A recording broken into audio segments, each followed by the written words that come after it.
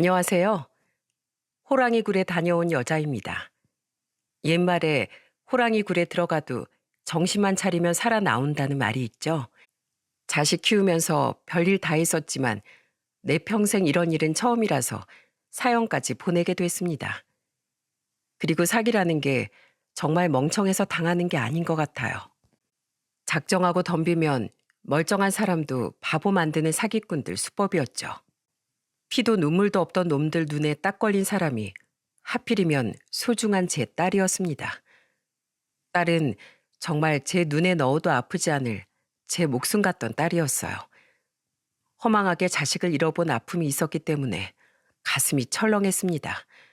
사실 저한테는 큰아들이 한 명 더 있었거든요.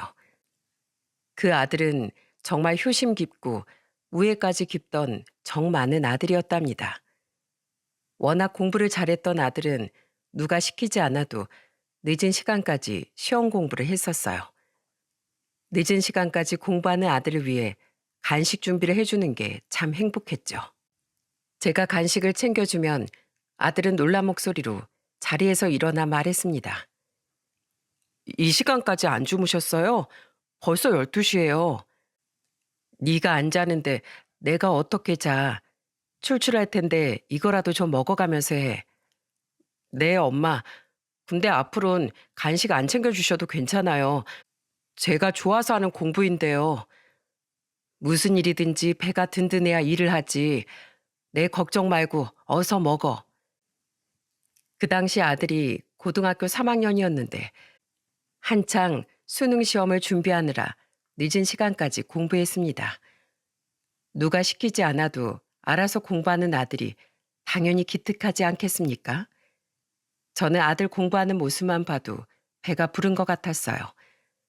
심지어 아들은 자기 공부하면서도 여동생까지 살뜰히 챙기기까지 했었습니다. 한 번은 딸이 숨을 헐떡이면서 집에 들어오길래 걱정스러운 목소리로 물었어요. 너 왜 이렇게 뛰어와? 무슨 일 있어? 아, 엄마, 아파트 입구에 가로등 불이 나갔나 봐. 오늘 집에 올 때 보니까 너무 어두워서 막 뛰어왔어. 난 또 누가 쫓아오는 줄 알았네. 금방 고쳐두겠지. 너네가 참 겁도 많다. 깜깜하면 무섭단 말이야. 유독 겁이 많던 딸은 어두운 곳을 무서워했어요. 그 이야기를 들은 아들이 딸을 보면서 걱정스러운 목소리로 말했습니다. 그럼 내일은 내가 앞에서 기다릴 테니까 같이 오자. 정말? 나랑 비슷한 시간에 끝나? 어차피 저녁엔 자율학습이니까 내가 시간 맞춰서 올게. 그래, 오빠 고마워. 아들은 딸의 일이라면 가장 먼저 나섰어요. 그때도 딸이 무섭다고 하니까 정말 아들은 동생을 데리고 오더군요. 그 모습을 보고 남편은 기쁜 목소리로 말했습니다.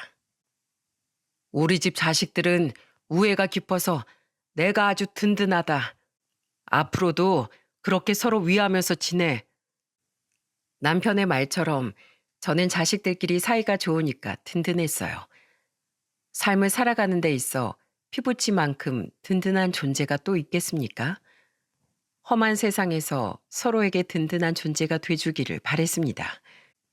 하지만 저의 이런 바람을 무참히 깨뜨리는 전화가 한 통 걸려왔어요. 그 전화는 아들 담임 선생님한테 걸려온 전화였습니다. 어머님, 저 지훈이 담임입니다. 지훈이가 학교 화장실에서 갑자기 쓰러져서 응급실에 실려왔어요. 빨리 병원으로 와보셔야 할 것 같아요. 네? 우리 지훈이가요? 네, 자습을 하다가 화장실에 다녀온다고 하더니 돌아오지 않길래 확인해 보니까 쓰러져 있었어요. 우선 상태가 위급하다고 하니까 어서 와보셔야 할 것 같습니다. 속 한 번 썩힌 적이 없던 아들이 쓰러졌다는 전화를 받고 가슴이 철렁했어요. 제 눈으로 보기 전까지 청천벽력 같은 소식을 믿을 수 없었습니다. 정신이 반쯤 나간 채 남편과 같이 병원으로 갔던 것 같아요. 병원에 가보니까 이미 숨을 거둔 아들이 누워 있었어요. 우리 지훈이가 왜 흰 천을 덮고 있어요? 애가 아프면 이불을 덮어주셔야죠. 저는 의료진의 안내를 받고 아들 앞으로 갔습니다. 그런데 흰 천을 덮고 있는 걸 보고 기절하는 줄 알았어요.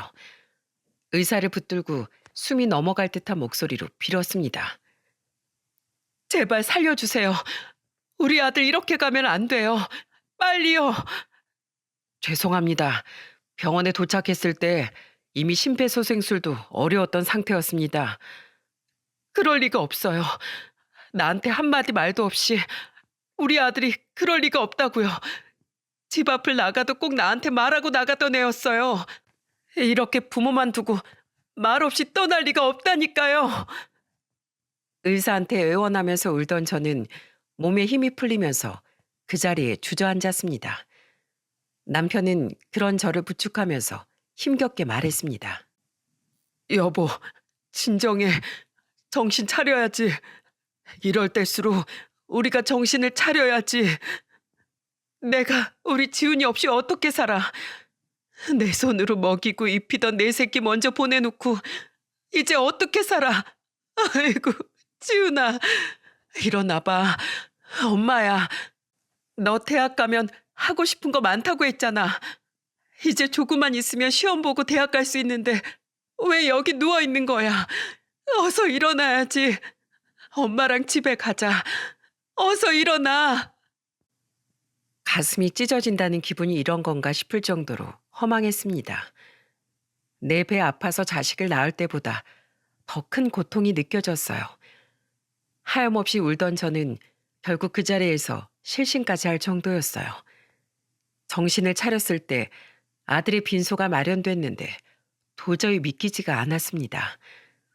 충격이 컸는지 아들의 영정사진을 보면서 소리도 내지 못하고 울었어요. 그런 저를 안아주던 딸은 저와 같이 울면서 말했습니다. 엄마, 울지 마. 지혜야, 네 오빠 불쌍해서 어떡하니? 불쌍해서 어떡해. 매일 공부만 하다가 이렇게 가버려서 어떡해. 저의 울음 섞인 한탄에 딸은 그저 저를 꽉 안아줬어요. 남편도 아들의 장래가 믿기지 않는 듯 멍하니 앉아 있었죠.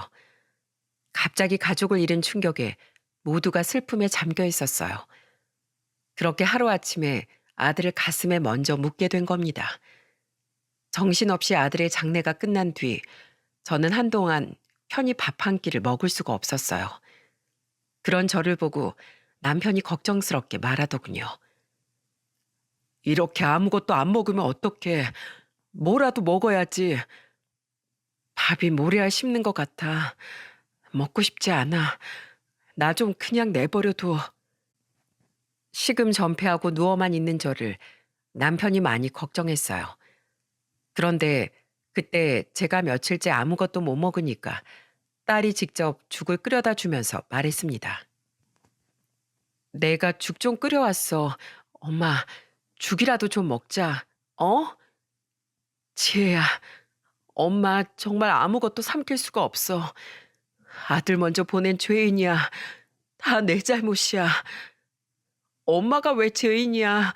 아니야. 엄마 제발 그런 생각하지 마. 내가 있잖아. 내가 오빠 목까지 더 잘 살게. 아니야. 우리 딸 건강하게 살아. 엄마 눈치 보지 말고. 제 슬픔이 너무 힘들어서 차마 딸의 상태를 살피지 못했어요. 그런데 딸이 제 눈치를 보면서 아들 목까지 열심히 살겠다고 하는 말에 깜짝 놀랐어요. 이러다 딸한테 부담을 줘서 힘들게 할까봐 겁났습니다. 그 후 저는 아들이 쓰던 방을 남편과 딸이랑 같이 정리를 했어요. 그 후 저는 하나뿐인 딸을 애지중지 키웠습니다. 딸이 피아노를 배우고 싶다고 해서 대학 준비까지 도왔어요.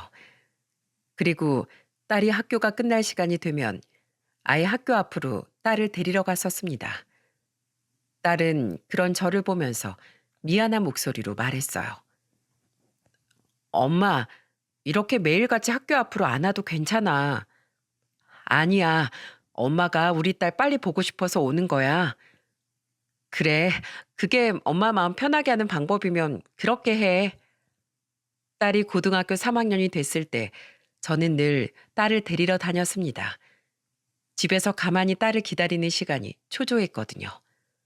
그런 저를 잘 알고 있던 딸은 제 마음을 가장 잘 알아줬어요. 그렇게 딸과 저는 친구처럼 가깝게 지냈습니다. 이런 귀한 딸이 어느새 대학까지 졸업해서 피아노 학원을 차렸을 때 너무 기뻤어요. 남편은 딸의 학원을 둘러보면서 뿌듯한 목소리로 말했습니다. 우리 딸이 이젠 어린애들을 가르치는 거야? 당연하지. 아빠 딸 멋있지? 그래, 우리 딸 아주 잘 컸네. 어디 제대로 한번 해봐. 딸은 과외를 하면서 모아둔 돈과 대출까지 좀 껴서 작은 학원을 차렸습니다. 그리 넓은 공간은 아니었지만 딸은 학원에서 아이들을 가르치는 일을 즐거워했습니다. 그런 딸한테 제대로 된 학원 하나 차려줄 형편이 안 되니까 너무 미안했죠. 그렇게 시간이 흘렀고 딸의 학원도 점차 자리를 잡아가고 있었습니다. 그리고 딸이 30 후반쯤 됐을 때 저는 처음으로 딸의 남자친구를 소개받게 됐어요. 딸이 연애하고 있다는 건 알고 있었지만 정식으로 소개받는 건 처음이었습니다. 예비 사위는 저와 남편을 보면서 씩씩한 목소리로 인사했어요. 안녕하십니까? 저는 문용남이라고 합니다. 남편은 씩씩한 목소리로 인사하는 예비 사위를 보고 호탕한 목소리로 말했습니다. 이렇게 만나서 반가워요. 그동안 너무 궁금했는데 이제야 만나게 되네요. 저도 빨리 인사드리고 싶었는데 초대해 주셔서 감사드려요. 아들이다라고 생각하고 말 편히 해주세요. 그럴까? 둘이 만난 진 얼마나 된 건가? 한 1년 됐나? 저희 1년 반 정도 됐습니다. 제가 지혜 덕분에 사업도 번창하고 좋은 영향을 많이 받고 있습니다. 사업한다고 듣긴 했는데 사업을 크게 하는 건가? 점점 늘려가고 있는 중이에요. 제가 조만간 정식으로 사무실에 장인 장모님 초대하겠습니다. 예비사위는 사업을 하고 있다고 했어요. 남편이 궁금한 듯 물어보니까 사무실까지 소개해주고 싶다고 하더군요. 그래서 자기가 하는 사업에 자부심이 있는 모습이 듬직해 보였죠. 처음 인사 오던 날 예비사위를 데리고 같이 외식까지 했어요. 예비사위는 소고기를 먹는 내내 집게와 가위를 들고 저와 남편 접시에 고기를 놔주면서 말했습니다. 장모님, 고기는 괜찮으세요? 밑반찬도 맛있고 고기도 부드럽고 좋네. 다행이네요. 드시고 싶은 만큼 마음껏 드세요. 오늘은 예비사위가 제대로 대접하겠습니다. 무슨 소리야? 우리가 사야지. 우리가 초대했는데 무슨 그런 소리를 해. 아닙니다. 이렇게 예쁘고 현명한 지혜 잘 키워주신 덕분에 제가 만날 수 있었잖아요. 당연히 제가 사야죠. 저는 예비사위한테 한 끼 제대로 대접하려고 간 식당인데 잠시 화장실을 다녀오겠다고 하더니 정말로 계산까지 다 해둔 겁니다. 밥 잘 먹고 계산하려던 남편이 계산이 완료된 걸 알고 깜짝 놀란 목소리로 예비사위를 보면서 말했어요. 정말 자네가 계산했나? 그럼요. 제가 당연히 대접해 드려야죠. 왜 그랬어? 우리 딸 남자친구한테 우리가 대접하려고 했던 건데. 그러시면 저 또 한 번 초대해 주세요. 불러만 주시면 언제든 달려가겠습니다. 사업을 해서 그런지 사람이 아주 센스가 좋네. 예비사위는 재치 있는 말과 행동으로 남편한테 눈도장을 제대로 찍었어요. 그렇게 딸과 함께 집으로 돌아오는데 남편은 딸을 보면서 말했습니다. 지혜가 사람 보는 눈이 있네. 사람이 진솔해 보이고 아주 듬직한 것 같아. 아빠 마음에 들어서 진짜 다행이다. 엄마는? 엄마는 어땠어? 딸은 저를 보면서 궁금한 듯 물었습니다. 첫인상이 나쁘지 않은 것 같아. 아직 한 번 봐서 그런가 자세히 모르겠다. 반응이 왜 그래? 엄만 별로였어? 아니, 아직 한 번 본 사이니까 그렇지. 첫인사 나누고 밥 한 끼 먹었을 뿐인데 어떻게 사람을 다 알 수 있겠습니까? 그래서 저는 딸에게 솔직하게 첫인상이 나쁘지 않은 정도라고 답했어요. 이런 저의 반응이 신경 쓰였는지 딸은 며칠 뒤 예비 사이가 초대했다면서 사무실로 저희 부부를 데리고 간 겁니다. 가보니까 사무실도 깔끔하고 넓었어요. 예비 사이는 익숙한 듯 사무실 내부를 소개해주면서 말했습니다. 현재 직원은 한 30명 정도 있어요. 사업이 점차 확장 중이라서 점점 더 늘어날 것 같아요. 마케팅 회사를 운영한다던 예비 사위의 사무실은 정말 여러 직원이 오고 가고 있었습니다. 저는 그 모습을 보고 예비 사위한테 감탄하는 목소리로 말했습니다. 혼자서 이렇게 운영하는 게 힘들 텐데 참 대단하네. 아닙니다. 부모님께서도 사업을 하셔서 길을 좀 잡아주셨어요. 그 덕분에 이렇게 키울 수 있었어요. 대단하네. 부모가 도와줘도 할 줄 모르면 이만큼 못 왔겠지. 참 성실하고 바르게 살았던 것 같네. 여러 명의 직원을 책임지고 이끌어가는 예비 사위의 모습이 믿음직스러워 보였습니다.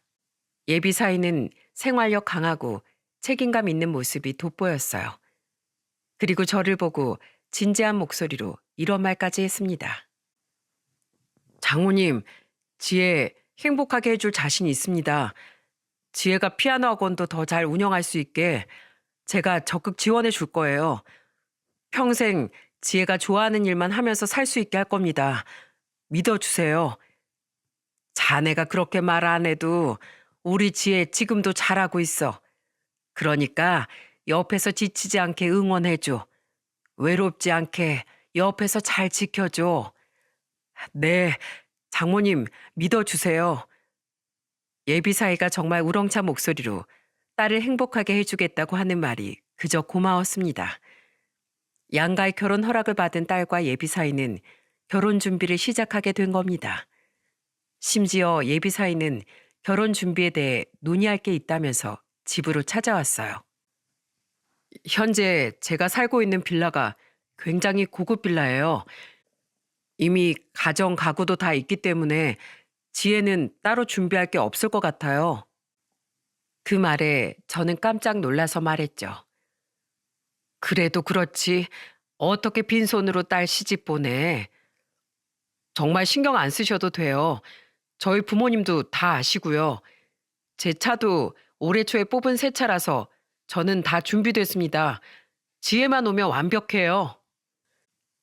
알고 보니까 예비 사이가 살고 있던 고급 빌라에 딸이 가서 같이 살기로 했다는 거예요.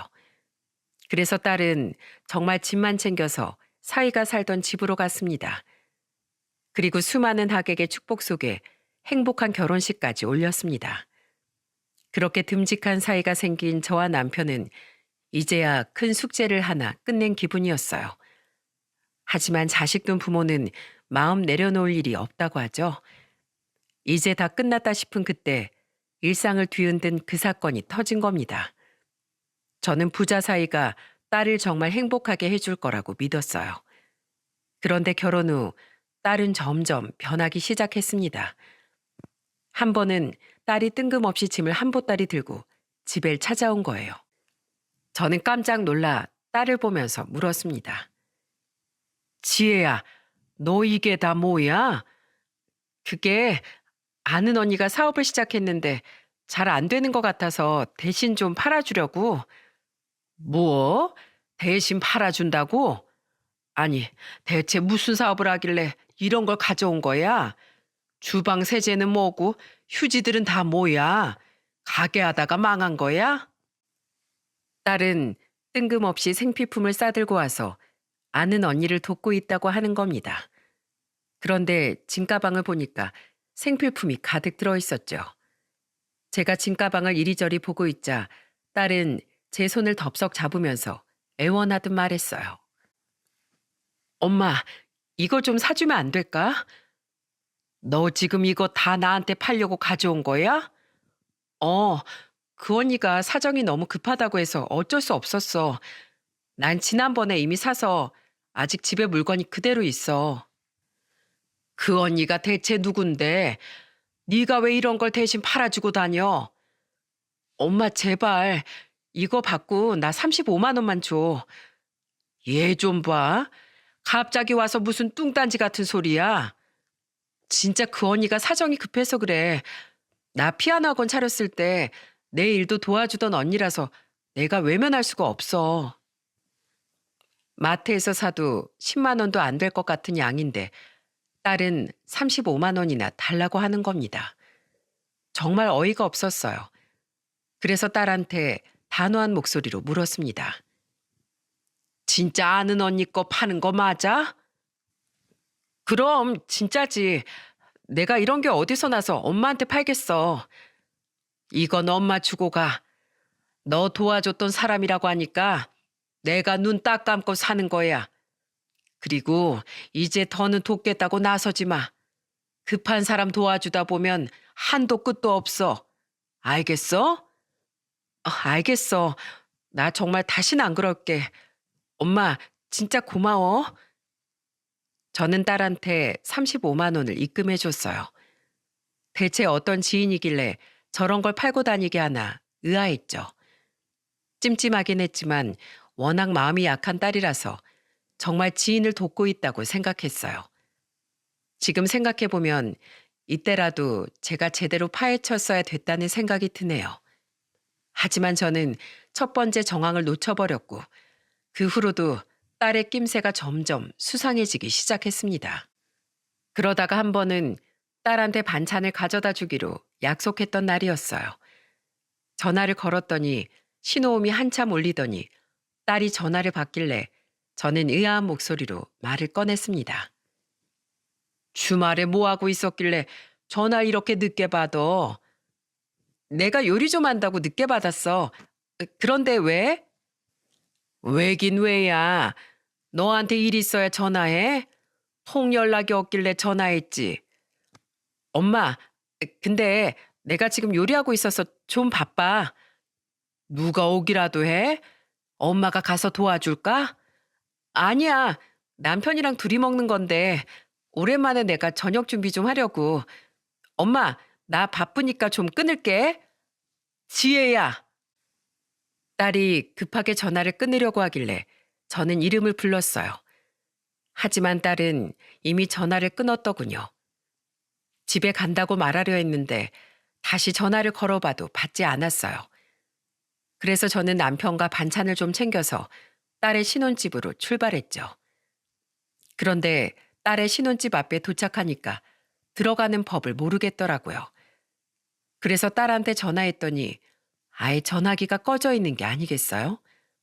이걸 어떡하나 막막하던 순간 사위한테 전화가 걸려왔어요.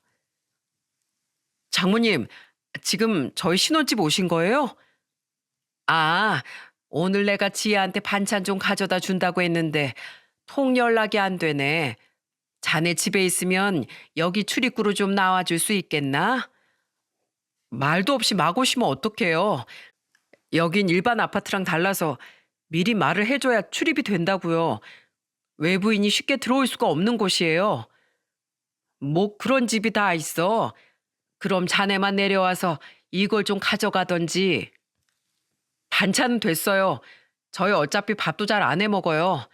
오늘도 아무것도 안 먹고 그냥 쉬고 있어요.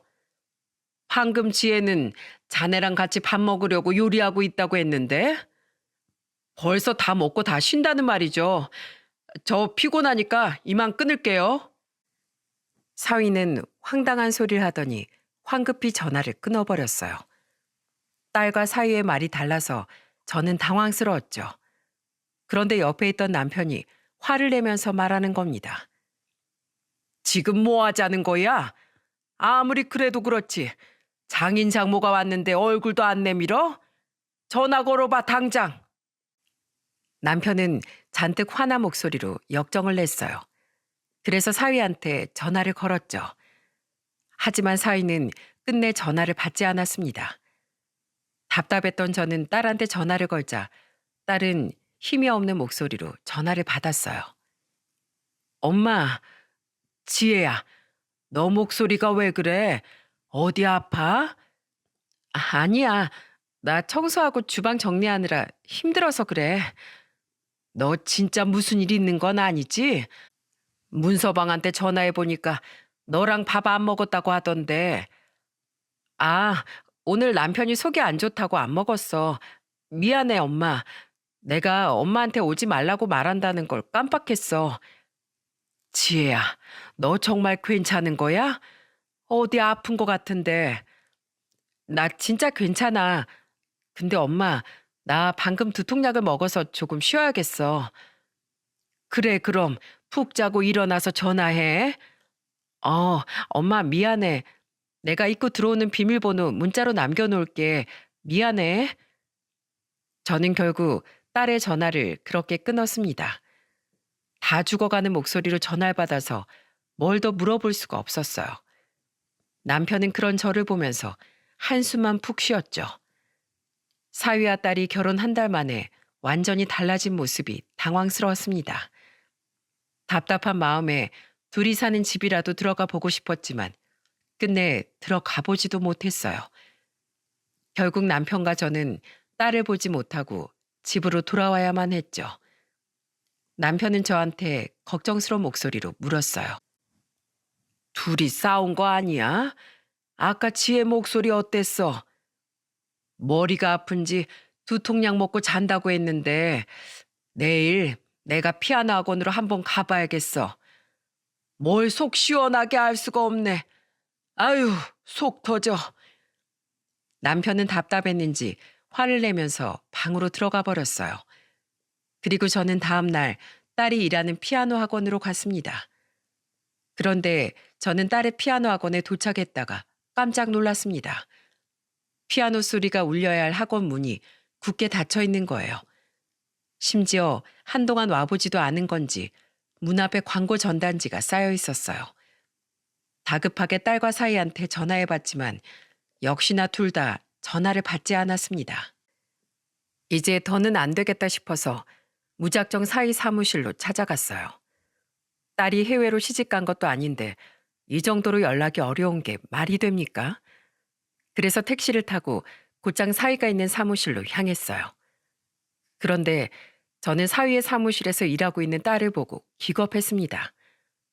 통유리문으로 보이는 딸을 보자마자 곧장 문을 열고 들어갔어요. 그리고 딸을 붙들고 화난 목소리로 소리쳤습니다. 너 여기서 지금 뭐 하는 거야? 학원은 어쩌고 여기서 이러고 있어? 엄마, 여긴 어떻게 왔어? 딸은 살이 빠졌는지 얼굴도 야위어 있었습니다. 그런데 사위 사무실에서 전단지를 정리하고 있는 걸 보니까 화가 났어요. 그때 제 목소리를 들은 사위가 놀란 얼굴로 뛰어오더니 저를 보고 말했습니다. 장모님, 여긴 어쩐 일이세요? 어쩐 일로 여기로 오냐고? 자네 어젠 대체 무슨 일이야? 그리고 내 딸은 대체 왜 여기서 이러고 있는 건데? 그게 어제는 제가 일이 너무 바빠서 저도 모르게 그만. 피곤하면 다야? 그리고 왜 내 딸이 여기서 일하고 있는 건데? 자네가 분명히 내 딸 피아노 학원 운영하는 거 밀어준다고 했잖아. 그런데 왜 여기서 이런 일이나 하고 있는 거야? 저희 직원 한 명이 갑자기 회사를 그만둬서 일손이 좀 부족해서 그랬어요. 아무리 부부라도 일은 정확하게 해야지. 우리 딸도 엄연히 하는 일이 있는데 자네가 그래야겠어? 저는 사위한테 화를 내면서 소리쳤어요. 살도 빠지고 하고 싶은 일도 못하고 있는 딸의 모습이 기가 막히더군요. 그런데 그때 잔뜩 화가 난 저를 말리는 사람은 안사돈이었습니다. 사돈 오셨어요? 많이 놀라셨죠? 저도 아들 하는 일이 바쁘다고 해서 도와주러 왔어요. 네? 안사돈도 여기 일하러 오셨다고요? 네. 아들이 급하다는데 어떡하겠어요. 며느리도 와서 여기 일하고 있는데 제가 가만히 있으면 되겠어요? 안사돈은 저한테 자기도 사위 일을 도우러 왔다고 말했어요. 그런데 일하는 사람치고 머리부터 발끝까지 너무 화려한 모습이었죠. 그래서 저는 의심스러운 목소리로 안사돈을 보면서 물었습니다. 그런데 일한다는 사람이 그런 굵은 반지를 끼고 하세요? 아, 이 반지 방금 낀 거예요. 오랜만에 얼굴 보는데 갖추고 인사를 드려야죠. 네, 인사 잘 나눴고요. 전 저희 딸이랑 얘기 좀 해야겠어요. 네, 여기서 대화하세요. 저희가 자리 비켜드릴게요. 아니요, 잠깐 나갔다 올게요. 지혜야, 이리 와. 저는 딸을 데리고 사무실 밖으로 나왔습니다. 왠지 그때는 밖에서 딸과 둘이 대화를 해야겠다는 생각이 들었던 겁니다. 저는 사무실에서 조금 떨어진 곳에서 딸을 붙들고 물었어요. 지혜야, 너 무슨 일 있어? 엄마한테만 말해봐. 아니야, 나 아무 일도 없어. 엄마 왜 그래? 지금 네 꼴 좀 봐. 내가 걱정 안 하게 생겼어? 엄마한테만 말해봐. 너 문서방이랑 무슨 일 있는 거야? 아니야, 나 정말 아무 일도 없어. 그리고 학원은 잠시 쉬고 있는 거야. 저 사람 사업 잘못되면 안 되잖아. 저는 딸한테 재차 물었지만 딸은 끝내 입을 열지 않았어요. 그러더니 딸은 저한테 애원하듯 말하기 시작했습니다. 엄마, 내가 부탁 하나만 할게. 부탁? 무슨 부탁? 말만 해. 제발 이렇게 불쑥불쑥 오지 좀 마. 나 엄마 이럴 때마다 미칠 것 같아. 뭐야? 지금 너 나보고 오지 말라는 거야? 내가 여기 괜히 왔어? 네 걱정돼서 온 거잖아. 그러니까 내 걱정하지 마. 그냥 나 좀 내버려둬. 엄마가 이럴수록 나만 힘들어. 너 지금 네 남편 눈치 보는 거야? 딸 키워서 시집 보내놨더니 남의 집 딸 다 됐네. 부모 속은 다 들어가는지도 모르고 자기 살기만 바쁜 것 좀 봐. 네 소원대로 앞으로 연락 안 한다. 안 해. 그때는 딸이 저한테 찾아오지 말라고 하는 말이 너무나 속상했어요. 그래서 저도 모르게 딸한테 마음에도 없는 소리를 잔뜩 해버리고 집으로 와버렸습니다. 남편은 화가 난 채 집에 온 저를 보고 물었어요. 당신 무슨 일 있었어? 우리 딸은 시집가도 철이 안 들어. 시집가기 전에도 예민하게 굴더니 결혼하고도 저러네. 무슨 일만 꼬이면 나한테 화를 내. 왜 그래 또? 당신이 그냥 이해해. 나보고 찾아오지 좀 말라는데 어떻게 이해를 해? 당신도 당분간 지희한테 연락하지 마. 죽이 되든 밥이 되든 살아보라고 해. 저는 남편한테도 괜히 화를 내며 말했어요. 이때만 해도 저는 딸과 엄마 사이에 있을 법한 작은 다툼 정도라고 생각했죠. 아마 딸을 둔 어머님들은 공감하실 겁니다. 하지만 제 딸은 이날 이후 증발이라도 한 듯이 연락이 뚝 끊겼어요. 그렇게 한 일주일쯤 지났던 것 같아요. 딸은 저와 작은 마찰이 생기면 3일을 넘겼던 적이 없었어요. 늘 먼저 연락해서 죄송했다고 사과하던 딸이었죠. 그래서 그때는 일주일씩이나 연락이 안 되는 딸이 의아했습니다. 그러던 어느 날 밤 저는 끔찍한 악몽을 꾸게 됐어요. 어두운 동굴 같은 곳에서 딸이 서럽게 울고 있는 거예요. 꿈속에서 저는 울고 있는 딸한테 달려갔습니다. 어둠 속에서 혼자 울고 있는 딸의 얼굴을 닦아주면서 다급하게 물었어요. 지혜야, 왜 울어?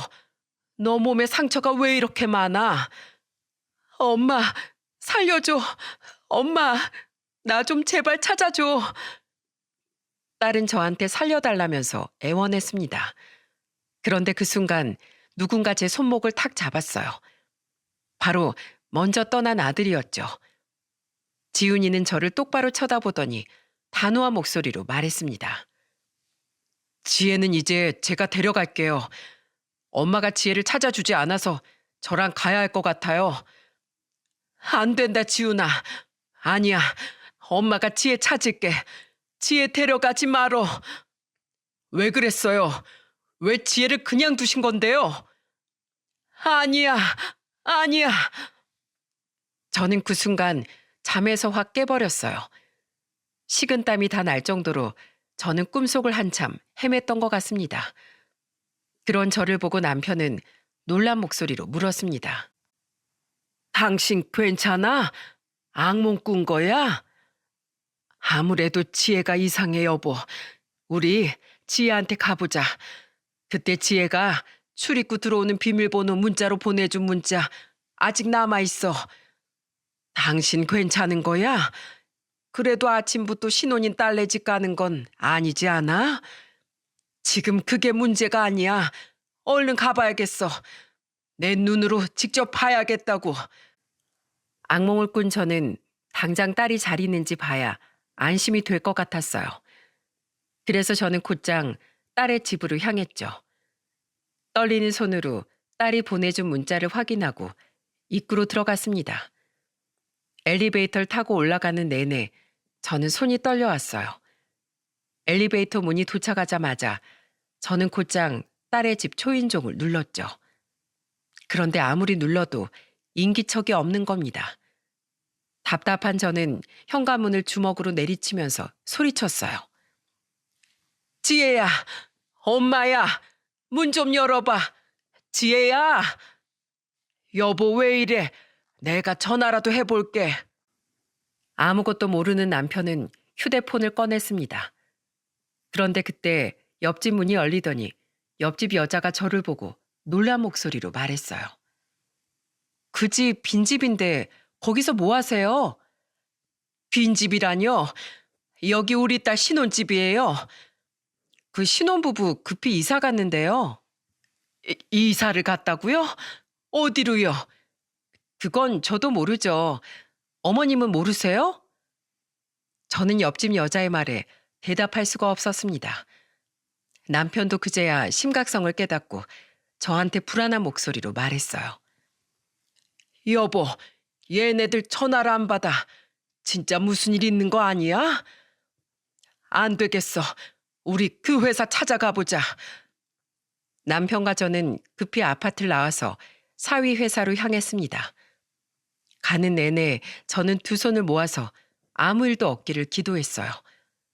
하지만 사위 회사에 도착한 저와 남편은 그야말로 입이 떡 벌어졌습니다. 일주일 전만 해도 사무실이었던 자리가 텅 비어 있는 거예요.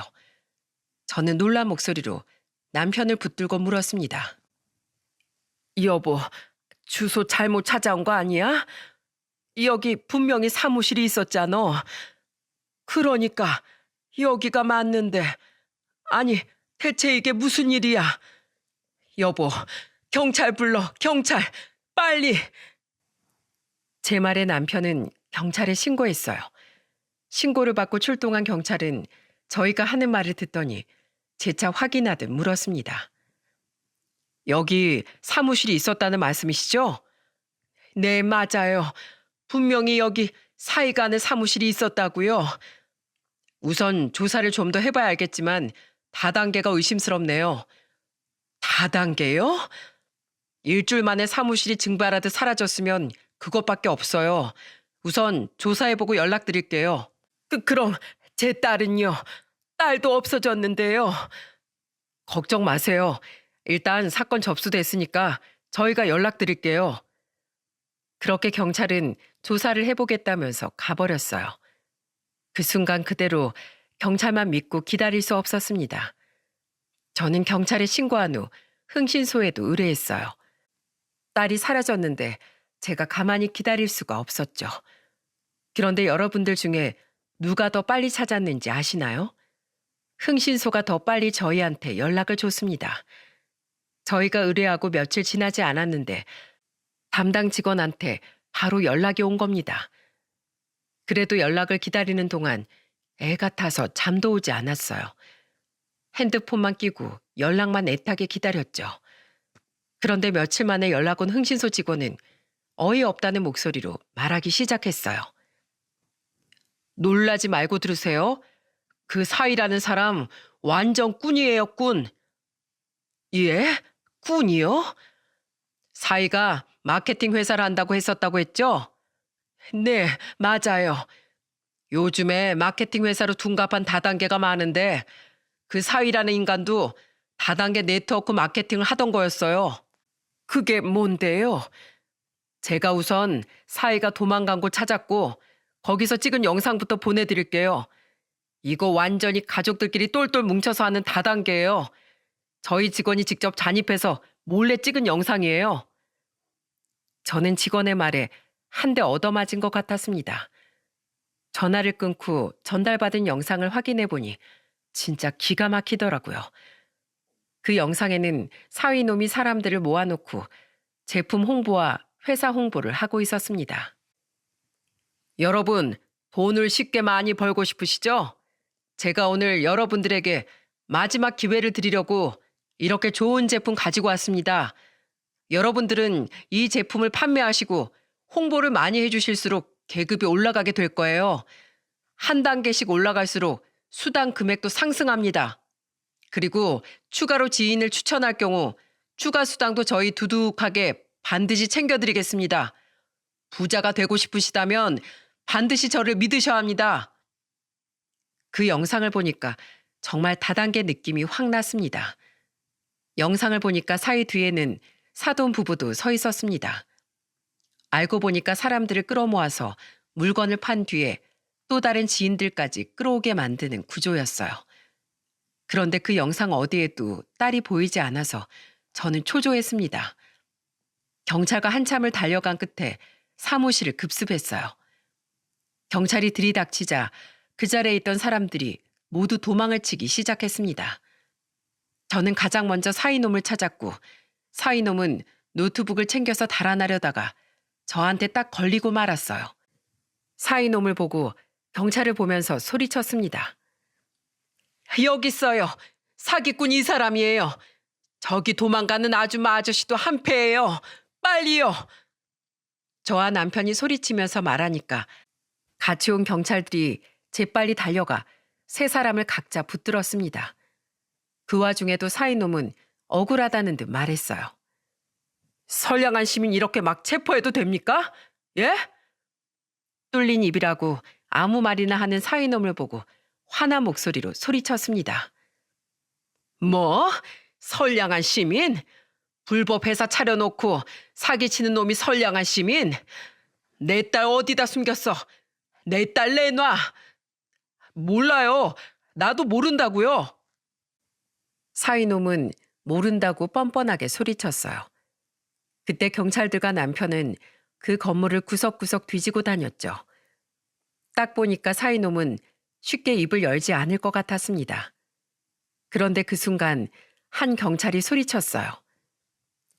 여기 여성 피해자가 있습니다. 그 소리를 듣자마자 저는 바로 달려갔습니다. 그곳은 바로 사기꾼 일당들의 숙소였어요. 저는 낯선 곳에서 벌벌 떨고 있는 딸을 보고 눈물을 흘리면서 소리쳤습니다. 지혜야, 엄마야, 엄마 왔어. 엄마, 나 좀 살려줘. 제발. 괜찮아. 엄마 왔어. 이제 다 괜찮아. 저는 사시나무 떨듯 떨고 있는 딸을 끌어안았어요. 완전 겁에 질린 딸은 제 품에 안겨서 오열하며 울었습니다. 하염없이 우는 딸의 머리를 어루만지는데 딸은 오열하면서 말했어요. 엄마, 나 여기 감금됐었어. 도망치다 잡혀서 핸드폰이랑 카드도 다 뺏겼어. 감금? 너 감금시킨 놈들이 설마 널 때렸어? 상처는 다 뭐야? 맨발로 도망치다가 잡혔어. 진짜 살고 싶어서 죽기 살기로 도망쳤는데 잡혀서 맞은 거야. 그 가족이 날 이렇게 때렸어. 엄마가 미안하다. 너무 늦어서 미안해. 더 빨리 왔어야 했는데 미안하다. 저는 딸과 부둥켜 안고 한참을 울었어요. 딸은 양발에 상처가 가득했고 팔과 다리 할 것 없이 온몸이 멍투성이었습니다. 제 품에서 키울 때도 손 한 번 대본 적 없던 딸인데 억장이 무너졌어요. 결국 그 사기꾼 일당들은 현장에서 체포됐죠. 남편과 저는 딸을 챙겨서 같이 경찰차에 탔습니다. 저는 차 안에서 딸의 손을 놓을 수가 없었어요. 경찰서에 도착한 뒤 딸은 피해자 진술을 시작했어요. 딸이 힘겹게 털어놓은 이야기는 충격적이었습니다. 제 통장에 1억 3천이 있다는 걸 알고 그 돈을 뺏으려고 했어요. 통장 비밀번호 알려줄 때까지 저를 저 사람들이 돌아가면서 때렸어요. 시댁 식구들이 돌아가면서 폭행을 한 겁니까? 네, 저를 때리면서 비웃고 조롱하기까지 했어요. 딸의 말을 들은 저는 우는 목소리로 말했습니다. 그냥 돈 주고 도망 나오지 그랬어. 네 목숨이 중요하지 그깟 돈이 뭐라고 입을 꾹 다물고 있었어.